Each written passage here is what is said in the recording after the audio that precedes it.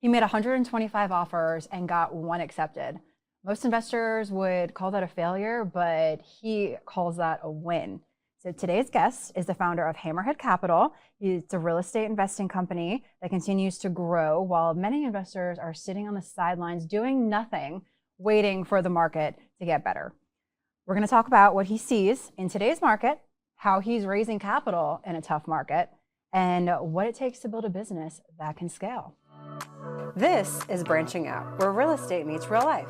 Real conversations about building steady, meaningful wealth through real estate, helping everyday professionals gain clarity, build confidence, and move forward with a plan they can trust. So Wendell, thank you so much for being here. Yeah, thank you guys for having me. I'm excited. Yeah, good. All right, well, let's talk about you. Let's talk about your background, how you got into real estate investing. That story is always so interesting when I hear how real estate investors got started.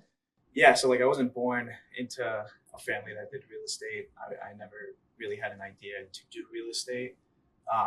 There's a few things that kind of triggered my entrepreneurial mindset and didn't let me down the path of real estate. But when I was in school, I was actually studying to become a physician assistant. I was in the medical field, and I hated it, but I was just doing it because I thought, hey, if I can get my physician assistant's license, I can make $100,000+ and I'm set, right? Like the normal society norms of get a good high paying job and you're good, right? As I kind of went to school and was doing it, I realized I just really hated it. And when I graduated, I applied to a ton of PA schools. I got accepted a few, but there's something in my head that was I don't want to have a license hanging over my head forcing me to do that for the rest of my life. So I took a kind of a hiatus. I call it my quarter life crisis, where I moved to Miami with some entrepreneurial friends. They were doing CrossNet, which is a 4-way volleyball net. And I was just seeing how are they making money? How are they doing this? Because they don't have any normal jobs. And I was just trying to learn about it. So I was hanging out with a lot of entrepreneurial people, and it got me on the track of understanding that you can make money outside of just getting a 9-to-5 job, right? So I did some e-commerce there, which is basically Shopify accounts and selling stuff and products, right? And building brands through there. It was, I would say, successful because I didn't lose any money, but I didn't make any money. So every dollar I put in and made, it just expensed into the business more. But it was a free education about, hey, you can make money without relying on a paycheck from a 9-to-5 job. So that's when I started reading more about, real estate. I started listening to Bigger Pockets and things like that, because it was right before the COVID pandemic started happening, which real estate exploded. So he was real estate, it's growing, all the values are going up. So I started getting a little interested in that, which led me to eventually becoming a loan officer assistant for someone that I met by networking. And she was drowning in loans. She offered me a job, and I said, yeah, I'll get in it. So drink from a fire hose about the financials of real estate. So I learned a lot there. Worked there for 3 to 4 years, and as a conventional loan officer, eventually became a loan officer myself. And then I didn't enjoy talking to people just about rates, and it was more emotional decisions for primary home buying and stuff. And I was and I did niche down to try to do more house hacks for people. I started getting an investor mind. Yeah. So then I quit that and went to a loan officer for hard money lending. Then I learned a lot there as well, because you look over 20, 30 deals a day from other investors doing it. I did that for about 8 months, but I was technically teaching them how to do it, because they didn't really know what was going on. They were kind of just throwing spaghetti at a wall and hoping it would stick. And it got to the point I was seeing how much they were making off of their projects and how much I was making off of just commission. And I was I can just do this myself because I know how to do it. And aside from that, while I was doing this, I was doing house hacks. I was doing my own one-off investments here and there and learning. I was networking, meeting people at network events and building partnerships to do real estate as I was doing that stuff. But then I eventually just took the leap and went in full-time real estate. So that was kind of a snapshot. It's a longer story, but that was very short. No, yeah, that's great. So I was just trying to follow the timeline. So really you started in the lending field in 2020-ish. Yep, 2020. You were there for 3 years-ish. Yep. So you've kind of been a full-time real estate investor now for 3 years or so? Yeah, I would say full time, where I quit everything and just went all in. It's only been 2 years. Yeah. 2 years, but passively, like investing while I was working in the loan field, probably more 5 or 6. Okay. But those initial like 3 years, I wasn't really ramping up anything. I was just doing like what I could do here and there. But I was learning a ton, right? So what was your first real estate investing deal? Yep. So my first one, I kind of just fell into it. I wasn't looking at it as an investment. I feel like that's how it is for so many people. Yeah. I was just looking at it like, I don't want to rent. I want to buy something that I can then, get the appreciation from. And it's like mine, building wealth, from it. So it was a little condo and it's in Worcester, Massachusetts. Is that where you're from? I grew up in Connecticut, Woodstock, Connecticut mostly, but I was born in Charlotte, so I'm technically Charlotte. Oh, cool. But yeah, I bought the condo, and that's when I was reading a lot of like the Bigger Pockets books and started picking that up more, and I ended up turning it into kind of a live and flip and house hack with roommates type thing. So I was like, oh, if I can get someone to pay, my mortgage expense, or at least most of it, like that's huge because that's like the biggest expense for most people, right? So I got a roommate and he paid me only like $700 a month, but at the time my mortgage was only like $1,200, so he's paying like more than half of it. And I looked at it like he's paying all the interest, at least I'm paying just the principal, so I'm kind of putting it into savings. And then as I was there, I just updated the unit a little bit, so I changed out the kitchen myself with like credit cards and like my own money. Did some flooring, did some painting, spent like $14,000. Did you do the work or did you hire people to do the work? I did the work and I had a family come over. All right, so you're handy. Yeah, I figured it out a little bit. But then I had some friends and family come over and help like install the kitchen cabinets and things like that. But yeah, purchased it for like, I think it was $140,000, but like 14 grand into it. And after a year, it's not because I made it beautiful, obviously. It was because COVID definitely helped, but I increased the value of it, but I ended up selling it for like $225. Okay. And then that's when it clicked the most because I sold it and I went to go buy a duplex to house hack. But when I got the check, I was like, it was like $70,000. And I was like, oh, I just made more than I've ever made in a salary in one check from one deal, which wasn't really that hard. It was like pretty simple. And it was tax-free because I lived there for a year. Yeah. So like we did like some, it's kind of like you live there 2 out of 5 years, you get tax-free. If you live there 1 out of 5 years, you get 50% of that 2 years that you would have, with a special form that people don't know about. Some people don't know. But yeah, like I said, $7,000 tax-free. And I was like, okay, I guess I should get into real estate more. That kind of flipped the switch for me to dive into it more. For sure. When you were talking about how you were going to be a physician's assistant and you were like, dang, I don't want like a job like that and a license. Was that because it sounded very similar to what Robert Kiyosaki teaches in his quadrant on how you like, you own a job or you're on the left side or the right side. And that sounds very much like did you read that prior to? I did read Rich Dad Poor Dad around that time too. Okay. And it like that combined with like, there's a couple Brandon Turner books that I read in the Bigger Pockets podcast. I was like, oh yeah. Like between the two of them, you were like, oh, all right. Okay. And also I think I was born like, I call myself psychologically unemployable because anytime I have to work for somebody and they're telling me what to do, like I hate it. I just hate it. Now I can partner with people and like if we're partnering towards the same goal and we're helping each other, we're telling each other what to do to reach a common goal, that's great. But for some reason, when I have to work with someone, I find ways to not work. Yeah. So I would like find ways to like do the least amount of work to hit my quota, whatever was needed. And it just felt like a burden. Like every day felt like a burden. So mentally it just made me take the leap. Yeah. All that combined. I get that. I get that. So so your company is Hammerhead Capital. Let's talk a little bit about that. You have Hammerhead Capital and then you have a couple of other spin-offs of that. So very entrepreneurial. So let's talk about what Hammerhead does. Yeah, so Hammerhead Capital is my holding company for all of my businesses and real estate endeavors. So think of it like a pyramid. Hammerhead Capital is the top and it has all these arms that is either owner or part owner of. So everything, all the money that comes in from those cycles to the top, and then tax, it's just set it up tax wise with my CPA is the right way to limit the amount of taxes I have to pay and to protect myself the best way possible. So Hammerhead Capital owns Flip Fuel Lending, which is my hard money lending company that I just started. And then it's also a partner in Titan Timber Ventures, which is our fix and flip new build. We do some wholesales. We don't really do a lot of them, but that's more our short-term kind of real estate investing arm, right? Mm-hmm. And then we're going to create another one that's like Titan Timbers Development, which is more just new build with like a partner that we met that we meshed with really well. We're going to combine forces and just take over Charlotte. That's awesome. What's your favorite part? Like, do you like more of the flips? Do you like the new construction? Do you like raising money? Like, what's your kind of favorite arm of your business? I would say I enjoy lending the most. I think just it's probably because being a loan officer. Yeah, you did it for 6 years, I understand right? it. I enjoy that the most, but investment wise, I'm really liking new builds lately.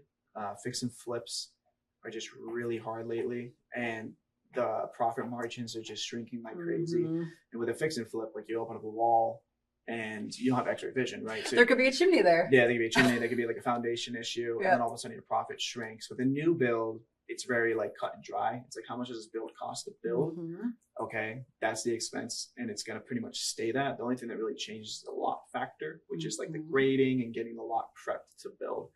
So I like the new development like that because it's more, I wouldn't say it's less risky because it's always more predictable, but it's more predictable. Mm-hmm. Yeah, fix and flips is kind of like you don't know what's for sure going to come from it. Now I still do everything, but fix and flips, we definitely like increase our profit margin of what we will take for fix and flips. And then we're doing more new development because of the predictability of it. And then obviously with lending, the goal is to be the bank. That's what I always say. Mm-hmm. Is the goal is to be the bank because that is the least risky investment. And yeah, that's why I like it a lot. It's like once you understand how to invest in real estate with your own deals, to lend on it, it makes you even more powerful because you can dive into deals and actually make sure that they work. Mm-hmm. And you lend on great terms, and then it's a win-win-win for everybody. Yeah, for sure. So I definitely need to introduce you to our managing partner over here, Greg Offerty. He, very similar story. They, when he started New Life Developers, they started flipping houses, and then they realized that was so unpredictable. And that's why I said, oh, behind the wall, there's a chimney, because that was a story. That's like what's an ongoing thing that happened. And they started a development company because it was more predictable. And just like you said, like the lot factor was really the biggest unknown because, you know, you have to go find the lots and the price is there, but you knew you were building the same house. You knew the materials were going to cost the same. Your contractors knew exactly what they were going to do. So that's really cool. So what does your portfolio look like now versus, I know when you started, you house hacked basically, and then you bought a duplex. So actually, let's talk about how that progressed. Yeah. Let's talk about that. So yeah, I went condo from like the live and flip house hack type thing, right? And then I bought a duplex and I did type of a reverse BRRRR strategy. In Boston, in Massachusetts? Worcester, Massachusetts. Okay. Yep. And I still have that one. So that was kind of like it was like a live and flip to BRRRR type situation. And I used private capital. I raised that from like a family member to basically give me all the funds to do it. And then, hang on, let's talk about that because I think a lot of our investor listeners who are just starting, I think one of their biggest hangups is where am I going to find the money? Mm-hmm. And having that conversation with family members may be a very like touchy type of conversation. So how did you approach that? And then if you want to talk about what kind of family member that was it like a parent? Was it an aunt or a grandparent? Like how did that look? Yeah, so it was a parent. It was my dad, and what's funny is he's very conservative. Like he's very Dave Ramsey mindset. He's like, I'm not touching anything. But like now he sees me doing it, and he's like, I should have done that. You know? But I will say, the best way to raise money is to get as much of a track record as you can. That might be hard when you first get started because you're like, I can't get a track record without money, right? So the next step is to go to your closest sphere of influence, which is friends and family. And then it goes out to acquaintances of them. And it goes out to like, business people that you've met and whatever. And it goes out to like the public that you don't know. Mm-hmm. So the closest sphere of influence is your friends and family that know you as a person. And that's the biggest thing is people don't they invest in deals, they look at the numbers, but they invest in your character and your integrity. Mm-hmm. So talking to your closest sphere of influence is probably the best way to get started to raise money. But I would say if you can get a track record of anything, like for me, it was that condo with like the live and flip and house hack. And I just showed the numbers and I laid it all out of what I did. And that allowed my dad to be like, oh, so you're going to do the same thing here. And I was like, yeah. And then we did it and it worked out again. And then he invested in me again. Okay. And then that kind of expanded to having conversations with other people after that. Because you build like a track record, you build an investor track record then of actually performing and getting investor money back. Yeah. So after your dad though, who did it go to? Did your dad have friends or your friends, or like, I just want to kind of see the web and make it like tangible for people that are listening. They're like, oh my gosh, I don't really know how to do this, just so they can see how it works. Yeah. So like there's many ways you can approach it. Is one, obviously if you get like your dad or family member to invest, like they're going to talk about it to their friends because they're one, proud of you, and two, you make the money and they're going to be like, I made money from investing in my son. And then that can make other people want to invest. So that's one way. What I went about was, I was scared as well, right? When I'm really doing stuff, I'm like afraid to raise capital because I'm like, oh, like I'm not confident yet. Yeah.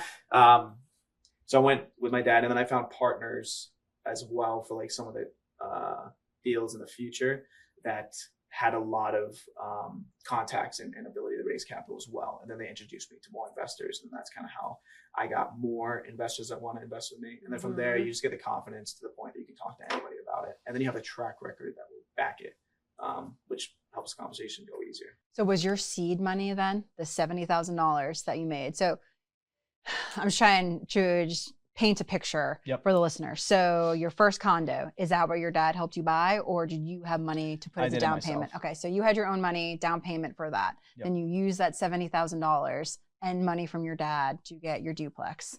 And then sold that and then just continued rolling that money into different projects and then gaining partners as you went. Exactly. Okay. Very cool. And the cool, like with the condo, right? It's the reason I could afford it. I didn't have a lot of money. I had maybe like $20,000 saved up, right? But I had a 9-to-5, which allowed me to qualify for, $140,000 condo. And then there's a ton of different conventional loans you can use that allow you to leverage a lot. So in Massachusetts, they had the first time home buyer, then they had a mass housing program, which basically they funded my down payment. So I paid $0 out of my pocket to get it. And then I used the money that I had to then fix it up and move forward with it. And they have that stuff here in the Carolinas too. Like they have grant programs, they have first time home buyer products that you can really leverage if it's your first home. If it's not your first home, you still have high leverage, opportunities. You can buy with like 95%, loan to cost or LTV, loan to value. So like there's always ways to do it, right? And you can even when you're buying that first one, if the down payment's only like $20,000, like that's a way easier conversation to like talk to a family member about and get a gift, like they can gift it to you to then do that. And if you are basically buying it and make an investment out of it, like if you're doing like a live and flip or like a house hack, and that first one is really what's going to get you going. It is a tough conversation because most people don't want to ask other people for money. And then how much money were you asking for? Like $20,000, $100,000? Like what was your typical ask? Yeah, I went pretty high right away. So like I went from doing that first one myself, and then I educated my dad about everything I'm doing, what the next one is. And I think the biggest kicker was I had the whole plan, all the numbers and everything of like what it's going to look like and what we're going to do and all the quotes of what's, the rehab and the ARV after repair value and like how I'm going to refinance it. I had the whole strategic plan set up. So like he understood it Barney style. He's like, okay, this actually makes sense. From a financial understanding of numbers, he was like, this makes sense. Yeah. So I went from, the condo, and then he gave me like $300,000. Okay. So a significant amount of money. Good amount. Okay. Yep. And then we got the duplex going, and then I did basically a BRRRR refinance and paid him all his money back plus interest. And then we rolled it into the next one, which was an 8-unit right away. Okay. That's awesome. Yeah. And so I'm trying to like think of the timeline. How much did AI help you in that time, or nothing? Yeah, there's no AI at that point. Wow. Okay. So you did that, no AI. Fast forward, how many years ago was that? 10? 6? Somewhere between then. Somewhere between 5, 6. Yeah. So then now fast forward, Because I feel like also something that new investors worry about is the math part and how to structure a deal, how to calculate the ARV, how to get that strategic plan together. But now there's tools out there where you can go into ChatGPT, you can create a project and be like, hey, this is all my information, and it spits it all out for you. So it makes it so much easier after you have that track record to go to a potential partner or lender, private money lender, and be like, hey, this is what I've done. Here's all the math. Can I have $100,000, please? Yeah. Yeah, I mean, it sounds easier than it is. And with AI, it's insane what AI can do. Like Claude, I use every single day. I was going to say, how are you using it now to help you? Yeah, I mean, I use it for everything. I mean, I use it to brainstorm business ideas. I use it to create like operating agreements. I use it to create SOPs for my employees, standard operation procedures, so they can understand what they need to do. I buy it for my employees so then they can leverage it and make their job easier.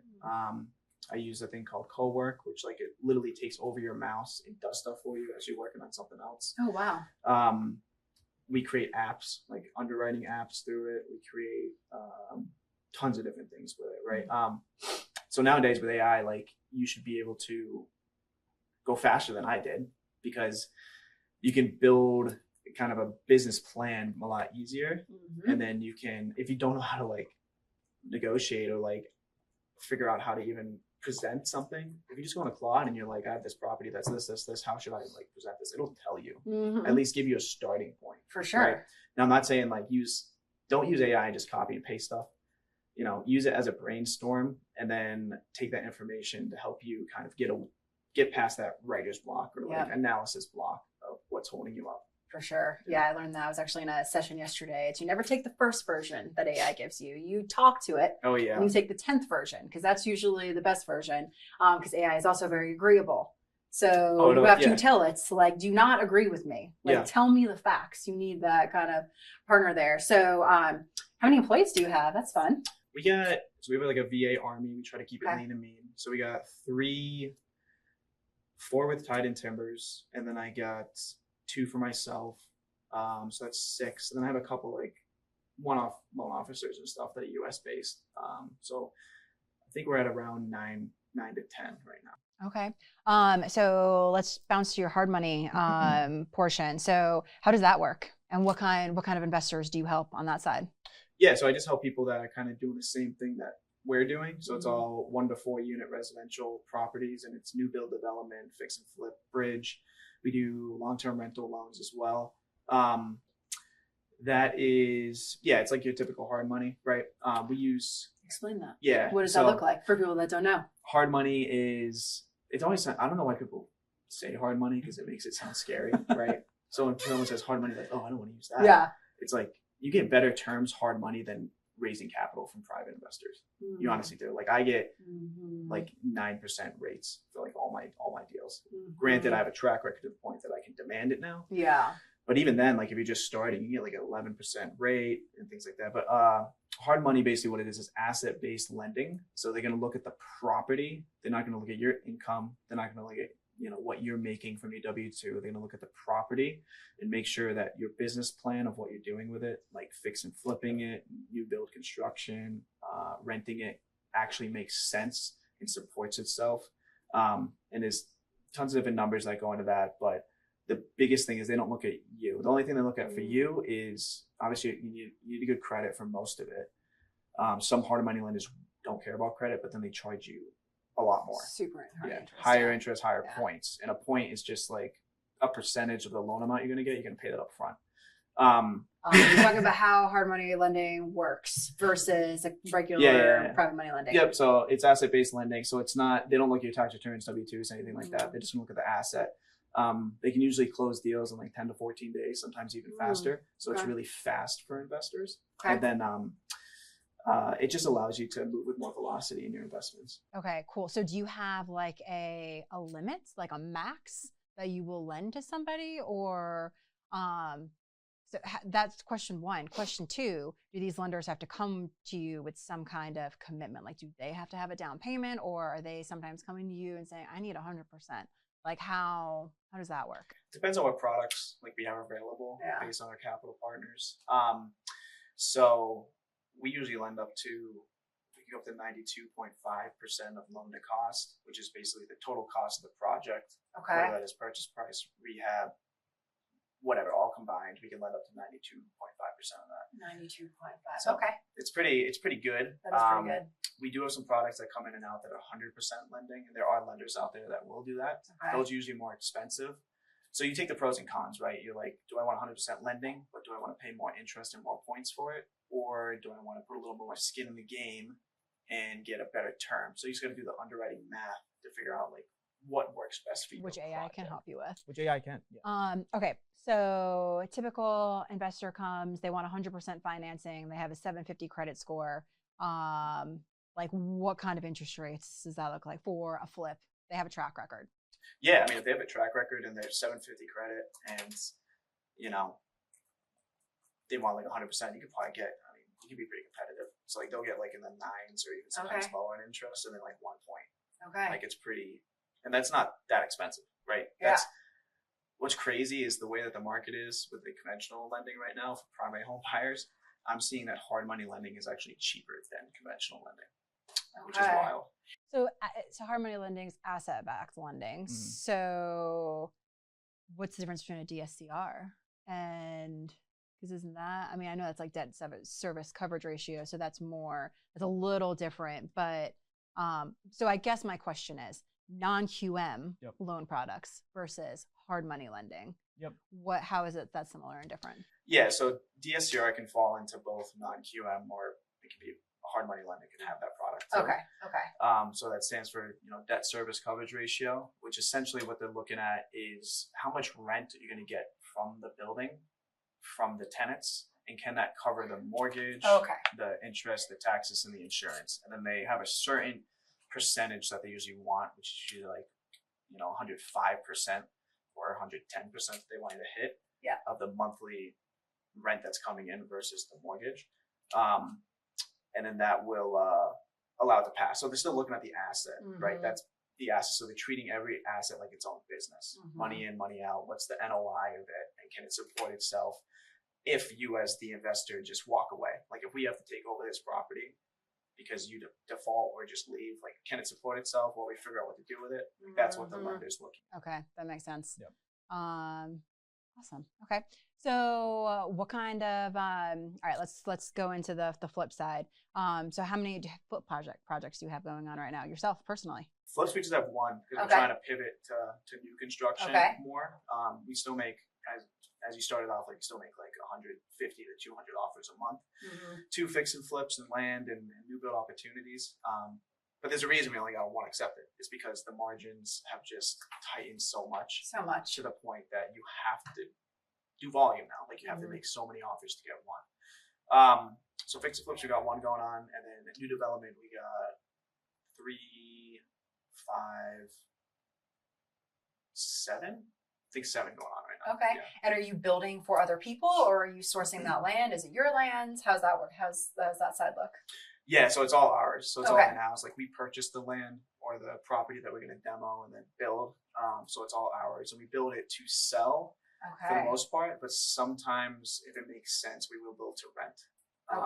Because I think right now for the rental game, I know everybody loves rental properties. I think it is it's not good right now. It's just not. You can find deals, right? If you make a lot of offers and get like for pennies on the dollar, you can make it work.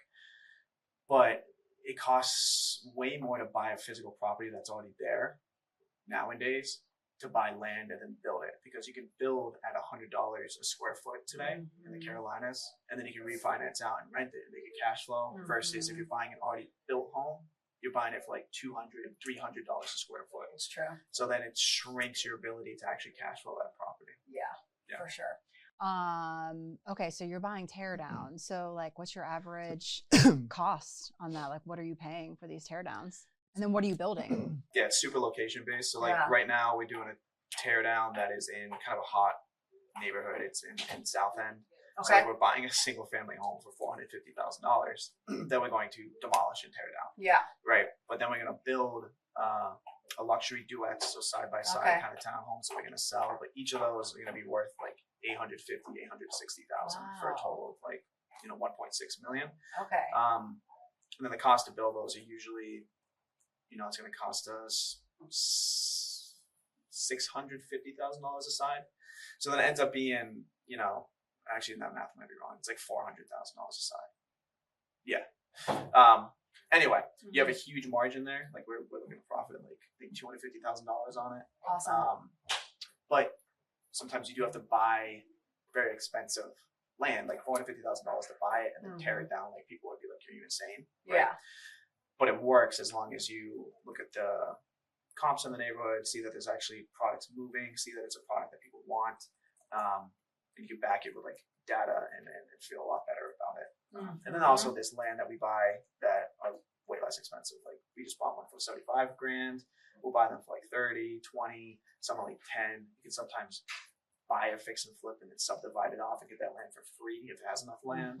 You get real creative with it. For sure. That's cool. So obviously you're not doing all these things by yourself. No. You have a team because that's how you scale. So what kind of people do you have on your team that's helping you the most scale your business? I know you mentioned VAs, but I'm sure you have people on your development side. I'm sure you're not building the house yourself unless you are a general contractor and a real estate agent. So let's talk about that. Yeah. So like I built my business to be as much not into the actual build as possible. Like I would never get my GC license just because I don't want to deal with that. I'll never get my real estate license because I won't say never, but like I just don't want to because I don't want to be part of that process, right? I just want to be part of the front end underwriting, planning, and then giving everybody the tools to execute the project. Yeah, and then follow up and have them just pay them and follow up and pay them and follow up, right? So we got GC general contractor partners. We have some that specialize in luxury build. We have some that specialize in, spec homes, townhomes. So we can pick and choose which one is best for the project that we're going to build. And then I have my business partner, Brian, who helps out with everything that I do, right? He helps out with like the project management side, which it's mostly just making sure the contractors are moving forward, the general contractors, and figuring out, like solving problems if they run into anything, etc. And then we got another business partner that we're integrating with, Adam, who he specializes a lot in new builds and the creativity of how to use, best use of land to build the best product for the best return of investment. Perfect. Right? Yeah. So we all like combine our efforts together to, stick in our lanes and grow. Now the VA is obviously a great. I have like an operation manager VA, which kind of just handles anything that we need. She helps with admin work, so I don't have to do it. She helps with branding and marketing, so I don't have to do it. And I have a marketing one too that helps with that. The biggest hire I think that we made that gave back a lot of our time was our deal analyst, they make the 150 plus offers, right? They're the ones doing it. They're the ones doing that. Yeah. And one of the biggest barriers for investors is thinking nobody can do it as good as you, which is true, but it can be true, right? But as long as someone can do it 80% as good as you, and you can get that time back in the day to focus 100%. On other things like raising capital, like finding the actual, different projects, or, filtering it down to the point that you're the final say on like projects that actually will work. I built it that way to the point that I'm only looking at deals now that is all either like a yes or no from me. Yeah. Like we have buy boxes, we have criteria, we have systems that the deal analyst puts it through, and she'll axe it before it even gets down to us. Yeah. But when it gets down to us, we know like, oh, this is a deal we actually should look at and move forward with, right? And that's a VA person. Yeah, and the next question people usually ask is like, how did you get them to like do that? Yeah. And, like make the offers. It's pretty simple. The best way for someone to learn is to shadow. So like when we hired her, we had her just shadow us for 2 weeks, and we were making those 150 offers. She was just watching us, taking notes. She had some experience doing it before, but she saw how we do it, and she saw our buy box and everything that we do. When you were making those offers, were you just calling? Was it cold calls, or were you like going through like the MLS and the GIS or whatever, and then sending off like mailing offers? Like how did you do that? Yeah, it depends, right? Yeah. So we have different marketing channels. We leverage a lot of wholesalers, which is good and can be bad. There's really good wholesalers. There's more bad wholesalers, to be honest.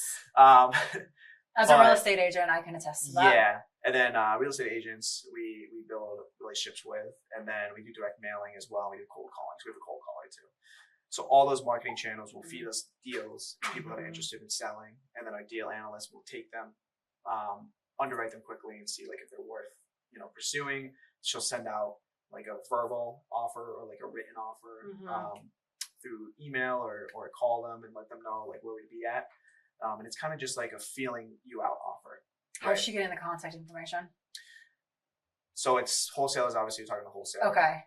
Real estate agent. Got it. Real estate agent. Got it. I was thinking direct, yeah. like owners. Direct mailers, like they're calling us. Okay. And then cold call, we cool list until the cold call like talks to them. And then she moves them to, they are interested in selling. And then she moves the lead over to, the deal analyst who will then dive into the lead and actual information of what the cold caller got, and then decide if it's worth moving forward or make an offer. Yeah. Okay. Very cool. So I know that you do some work in South Carolina, North Carolina, and in Massachusetts. Which, what area have you found the most fruitful for you? I'll say right now, it's definitely the Carolinas, like around Charlotte, and it's mainly for the new builds. Yeah. And it's because in 2023 they did like a zoning change of the UDO, which allows you to now build 2 to 4 units in single family plots, right? So that allows us to like buy single families, demolish them, and build like 2, 3, 4, and then sell each one individually. That's great. It gives a lot of flexibility for sure to really increase your profit. So many people are moving here. They needed to do that. Yeah, they wouldn't have been able to keep up. Yeah. How many people move here like a week? Too many. You can feel it. As you're driving around, you can feel it. You're like, another 1,000 people moved here. Like, I feel like it's 75 a day. It's something insane. It's something crazy like that comes to the North Carolina, or Charlotte area, actually. Yeah.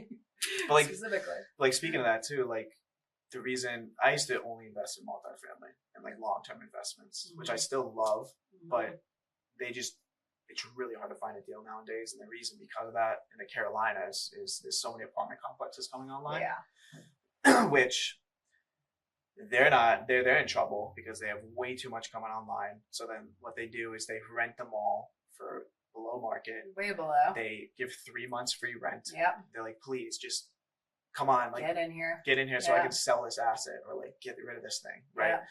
And because of that, what it does is it crunches all the other rents to go down because now you're competing with those brand new apartment complexes that have pools, they have gyms, they have a little coffee center, they have. We've been dealing with that for now, right? So like I used to do value add multifamily all the time, and I think right now like I'm just not even touching it. And if someone sends me like a deal, I'll make an offer, but it's like a laughable offer. And I'm like, well, that's where the numbers are. Like it has to be that. So that's why we're also switching to new builds a lot because people moving here, they want new builds. People love new builds. People love new builds right now. Love new builds, right? Even investors love new builds now. Oh yeah, and then the zoning change was huge too, obviously, and then you like build to renting them. Like I really do think that's the best way to actually get long-term rentals is to build something to rent because you can build it for way less than buying the physical already done product. It's a huge thing right now. And then you can refinance out of it, get your money back, and rent it. And then you don't have to worry about it for like 20 years because it's brand new. For what's going to go. So like you can sit on it for like 15 years or so, and then you can sell the asset 1031 it or whatever you want to do with it. Yeah. I mean, unless a problem tenant comes in and like goes crazy, but that'll happen. Yeah. Where if you have a good property manager, it's not going to happen. Yeah, if you're vetting good and you have the right processes, then you're fine. But that's kind of my take on the Carolinas. And then Massachusetts it's going through a lot of stuff right now. There's rent control happening, which is partially why I moved back here. I saw that coming. So Massachusetts has rent control. Rhode Island's starting to push it. Connecticut's going to push it. They all just copy each other, right? And then the values there skyrocketed so much, like insanely. Worcester went from like an average of like 300,000 for a 3-family. Now it's like 700 after like 4 years. So if you bought at that time, amazing, right? But now it's at the point you just can't buy anything that cash flows. Yeah, you just can't. And with the rent control stuff too, like it's scary, right? Yeah. And then Massachusetts as well. It's very expensive to get into like fix and flips and new builds. Like the cost to build in Massachusetts is $300 a square foot minimum. Well, Yeah. yeah, I know. Well, I have family in New York, so Same thing. I get Yeah. it. Awesome. You have a lot going on. What haven't we talked about that you're doing that you wanted to talk about, or things that you wanted to share with our investor listeners that like pro tips that you've learned over the last few years that you've been doing this? Yeah, I mean, I would say right now in this market, I got into real estate when it was at the peak. It was at the top of COVID. Everybody already like made their money. And I've been riding it down of like all like the hardness, right? Of like interest rates going up, you know, sellers still being tied to like the COVID pricing and how that works and like expectations.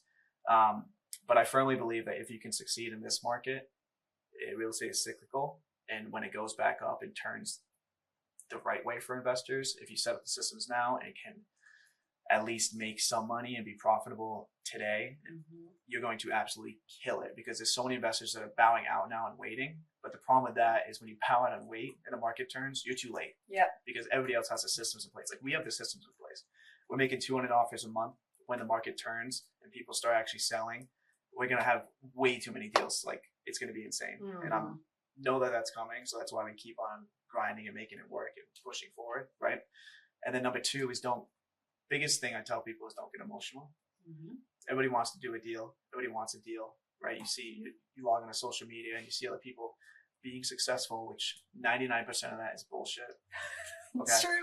Most gurus that are selling a course have never actually done a successful project. Yeah. They just read how to do it and are selling a course, or they did one and failed and they're like, well, I kind of get the idea, so I'm going to sell a course. So take it with a grain of salt, right? And actually talk to real operators that are in it. And then don't get too emotional, right? If you have a deal and numbers do not work, don't buy it. Don't buy it. Don't start getting in your head like, if I put this tile here, or if I expand this, you know, if I make this the golden product in this neighborhood, it's going to sell for this. It won't. You have to look at the after prayer value and the comps of everything else. You want to match those. And if you can't match it with the right, you know, purchase price budget to make money on it, walk away. The math doesn't math. Yeah. Walk away. I've seen too many people like get in and they buy 10 deals and like, I'm doing it, I'm killing it.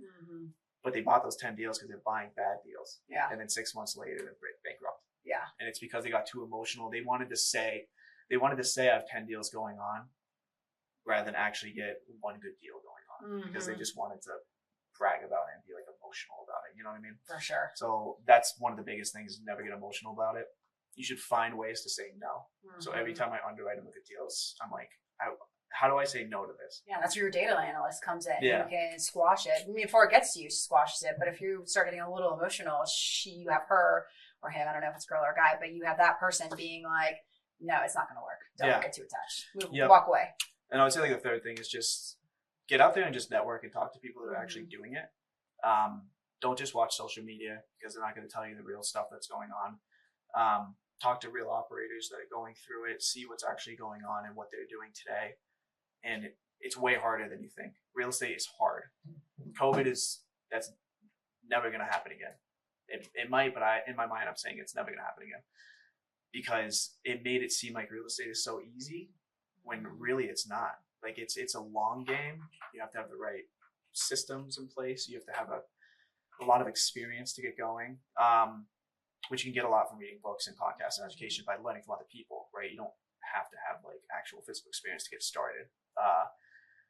But yeah, it's tougher than it is, for sure. Yeah, for sure. And I can tell just by having this conversation with you, you know what you're talking about. You were the real deal. You have persevered through it.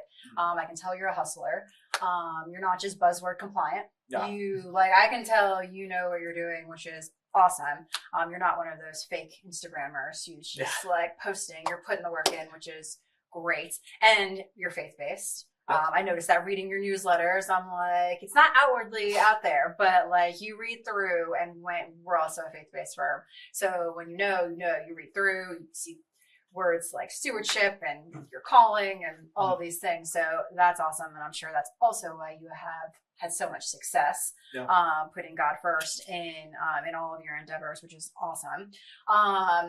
So a question I love to ask all of our guests is, what books are you reading right now? Or what book are you reading right now? Yeah. So 2 books that I'm reading, Buy Back Your Time, which I'm going way too slow reading it because I've already implemented a You lot have. of it. I'm like. So like I implemented it, I'm reading it just to kind of like reinforce that I'm doing the right things. And then profit first is a big one. And profit first is about setting up your business bank accounts in a way that you can quickly read the health of your business. And it's putting profit first over, you know, putting money back into your business, which you would think would be wrong, right?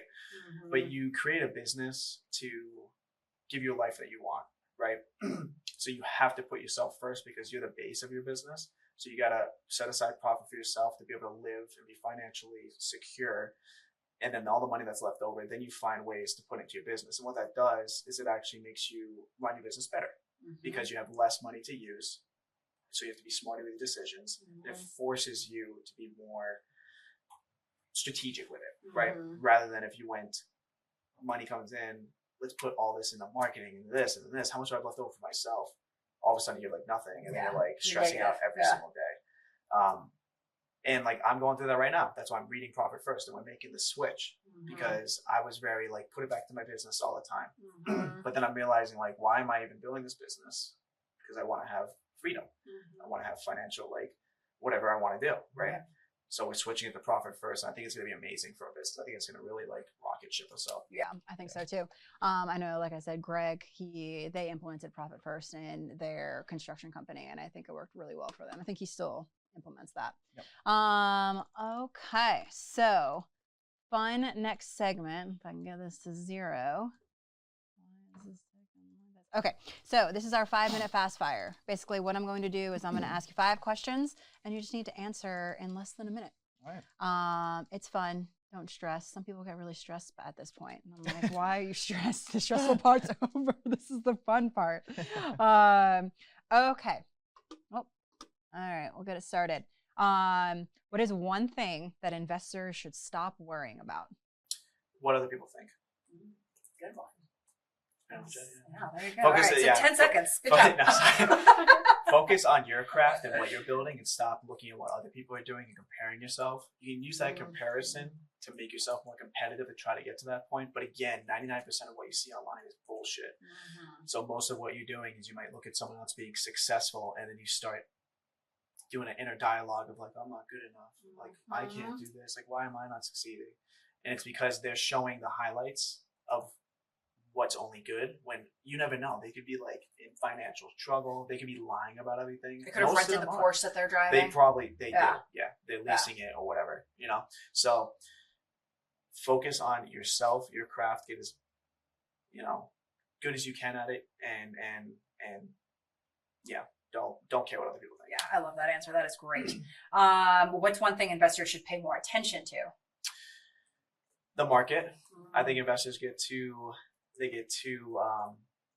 narrow vision on certain projects or deals that come in, but you should actually look at like the actual market and what's going on. Like for example, in Charlotte, right? A lot of people are moving in here, and that's why we switched to new builds, because it needs more supply. And I'm noticing the fix and flips, even if you do a great fix and flip, they sell slower than a new build, right?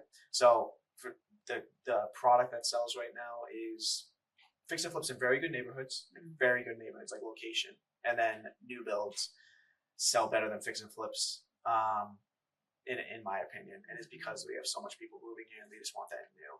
And they're moving from New England, where they're coming from a 1900s home, and they can buy that for like $1 million, and they move here and they can buy like a brand new house for like 500. It's like obviously they're gonna want the brand new house. They don't want another fix and flip or something that's old. Yeah, for sure. That makes total sense. What's your favorite productivity habit? I do the Power 5. So one problem with entrepreneurs is they have this task list that is so long because it's infinite. You can always keep. And it's ongoing. It's every day there's a new list, and you just add. Yeah. Yep. You can always keep doing stuff, and I catch myself doing that. I'll be up at like 11 p.m. working, and my fiance is like, "What are you doing?" And I'm like, "You're right." Sorry. Yeah. So Power 5 list. Basically, what it is you every single night before the morning or the morning of the day, right? And I plan this weekly, so I have my whole week of Power 5 list. 5 critical tasks you have to do to move your business forward or move your life forward of where you want it to be. And you just got to do those 5 things every day. It could be different things. It could be some things like going to the gym until it's a habit, then take it off. But it makes you focus on 5 things, and then you can do whatever you want the rest of the day. Love that. Have you read Miracle Morning? Yeah. Okay. Similar, kind of. Yep. All right. Very cool. What's one belief that you have today that you didn't have 5 years ago?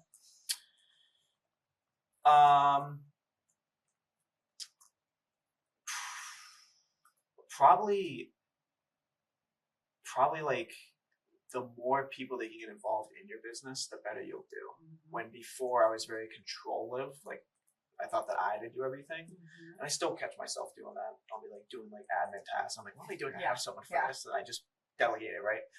So delegation is key to scaling, and if you can't let go of that, you will never be able to scale to where you actually want to be. So you can't do everything yourself. You might think that you can if you're like a egomaniac or something, right? But you really can't. So like that's something that I've learned, and No, that's great. What's the best business book, business or professional development book you've ever read? Or real estate investing book, whatever inspired you the most inspiring book. I'll say 2, because one's real estate and then one is just kind of motivational, right? So there's one by Brandon Turner that is called How to Invest with No and Low Money Down. I think I read that. Well, I send that to everybody that reaches out to me and says like, how do you do what you do? I just send them books, and if they read the books and come back to me, then I'll actually have a conversation with them. So it's kind of like my filter. But that's one of the books I send because it'll open your mind to the point of how to get into real estate without like money, right? There's so many different ways to do it, and it's just going to make you think and critically think about it. And the other one, I think is called The Power of One More by what's his name? Ed Milet. Okay. Basically what it's about is it's one more thing that's going to get you to the next step. So you just got to hit that one thing, right? So if you put in your mind that if I keep doing what I'm doing, it's just one more, always do one more, because you never know if that's going to be the thing that's going to get you to the next thing. So anytime that I'm in like a project that's struggling, whatever, I'm like, you just got to keep doing it. Like one more step, like one foot in front of the other, and then eventually it'll work out and you'll strike gold. That's awesome. Yep. 1 degree better. Love it. Oh, look at that. And we hit the 0 mark right on time. Perfect. Awesome. Well, this was great. Like I said, I can tell you know what you're doing and you're doing a great job. Where can people find you if they want to reach out to you? Yeah. So, you can find me at, I'll make it easy. It's just wendellbutler.com, and that'll have literally all my businesses. It has my podcast that I do.